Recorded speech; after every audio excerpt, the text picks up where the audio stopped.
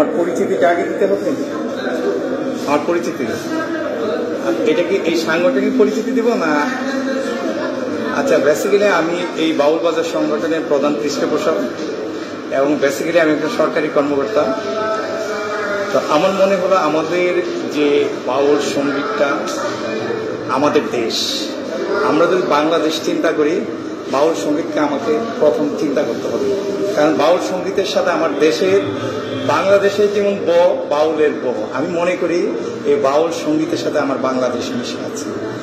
তো যেটাকে লালন করতে হলে আমাদের বাউল বাজারের যে চিন্তা ভাবনাটুকু, যে সংস্কৃতিটা পূর্বে ছিল, যারা হারিয়ে গিয়েছে, ধরেন আমাদের আজকে যে মিডিয়ার যে সুযোগ সুবিধা আছে এটা হয়তো পূর্বে ছিল না, এটা আমরা সংরক্ষিত করতে পারি না।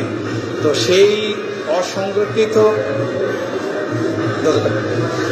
অসংরক্ষিত জিনিসগুলাকে এখন বাউল বাজারের যারা নতুন শিল্পী এসছে তাদেরকে দিয়ে পুরনো সংস্কৃতিটাকে ধরে রাখা এবং ভবিষ্যতে সঙ্গীতটাকে আরো সমৃদ্ধ করাই এই বাউল বাজারের মুখ্য উদ্দেশ্য।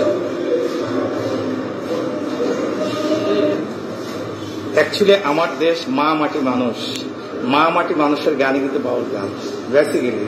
তো এটাকে যদি ধরে রাখতে হয়, আমরা যারা নতুন প্রজন্ম তাদেরকে